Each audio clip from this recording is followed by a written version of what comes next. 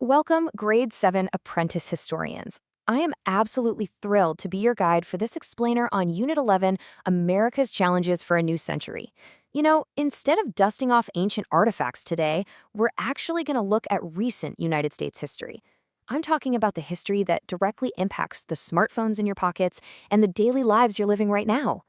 We're stepping right up to the edge of the 21st century, setting the stage for the political, economic, and technological realities that we navigate every single day.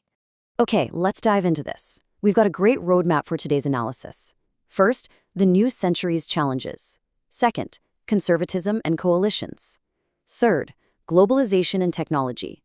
Fourth, evidence-based historical reasoning. And finally, your final transfer task. Let's go.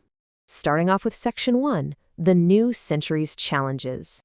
When historians look at recent history, it's honestly a lot like a giant, complex puzzle. Unlike ancient history, where the dust has completely settled, recent history features a ton of competing interpretations. Different people experience the end of the 20th century in completely different ways, which means we have to put on our objective historian hats to make sense of the whole shebang. To help us solve this puzzle, we have 4 specific analytical targets for this unit. First, we need to explain liberal and conservative shifts. Second, we'll analyze globalization and technology. Third, we need to identify historical bias. And fourth, evaluate historical significance. Keep those 4 targets locked in your mind as we uncover this modern era. Moving right along to Section 2, Conservatism and Coalitions. Now, before we really break this down, remember that as historians, our job isn't to take a side or to debate politics. Our job is strictly neutral and objective. We are here to observe, define, and analyze the historical evolution of political movements in the U.S. At the end of the 20th century, the United States experienced a major resurgence of conservatism, which created a really distinct contrast with liberal political philosophies. Let's look at how this contrast evolved. Historically, liberal political shifts have placed an emphasis on an expanded role for the federal government, often utilizing government resources and programs to try and solve large social and economic issues. On the flip side, conservative political shifts placed an emphasis on a limited role for government, trusting instead in free market economics and personal responsibility to drive society forward. Neither is right or wrong in the eyes of history, they're just competing visions for how a country should operate. So, how do these broad philosophies actually win elections and create real change? Well, through political coalitions. A political coalition is an alliance of different groups or factions that combine for a specific political purpose or goal. It's kind of like an all-star team assembled from completely different neighborhoods. People who might disagree on some things will unite under a larger liberal or conservative banner simply because they share a common overarching goal. And this brilliantly illustrates how different groups unite to create larger political shifts. Understanding how these coalitions form and how they fracture is absolutely key to understanding the entire American political landscape at the turn of the century. All right, that brings us to Section 3, Globalization and Technology. While those political coalitions were shifting domestically here in the U.S., the entire globe was experiencing a massive cultural and economic earthquake. The end of the 20th century wasn't just a time of political change, it was a time of fundamental human change. And central to this whole shift was the concept of globalization. Globalization is the development of an increasingly interconnected worldwide trading network and cultural exchange. To make this a bit more concrete for you, imagine a giant worldwide spiderweb. In the past, countries were like isolated islands, but with globalization, a thread connects a factory in Asia to a store in North America, and another thread connects a musician in Europe to a listener in South America. The world literally became deeply economically and culturally tangled together. Now, what's really interesting about this slide is looking at the engine driving that web. That engine is technology. As you can see in the top row, in the late 20th century, the rise of the internet and personal computers made instant global communication possible for the very first time. You could suddenly send a message across the world in a fraction of a second.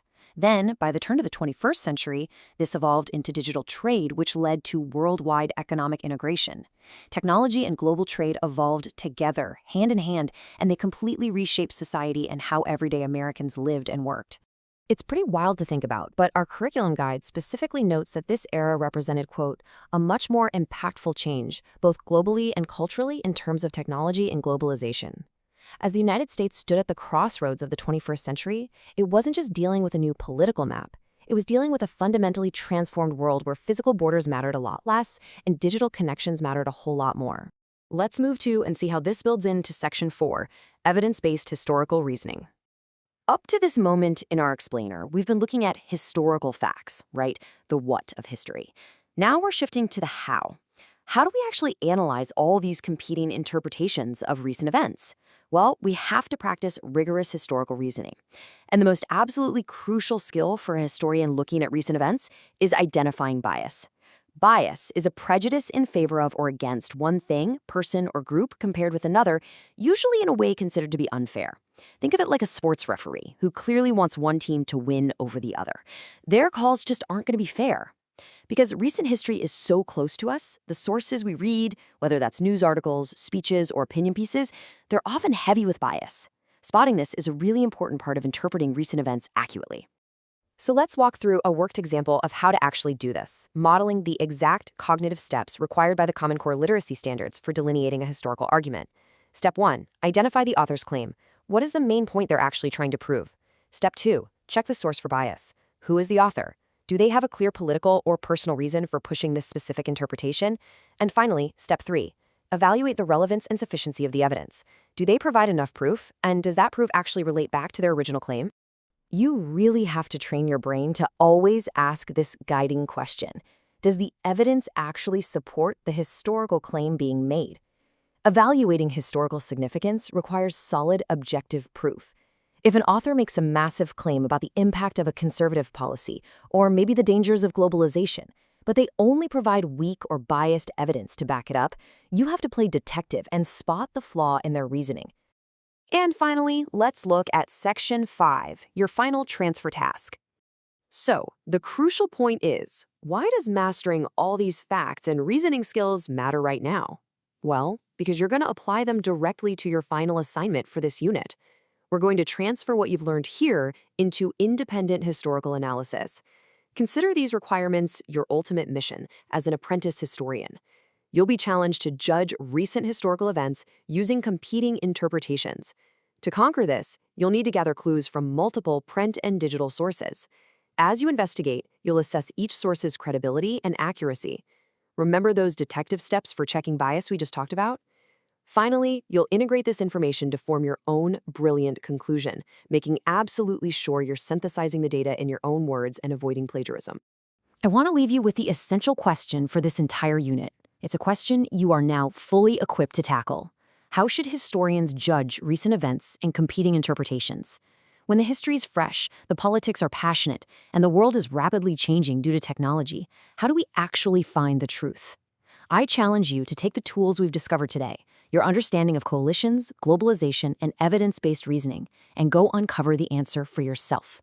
Thank you so much for joining me for this explainer, Apprentice Historians. Keep questioning, keep analyzing, and I'll see you next time.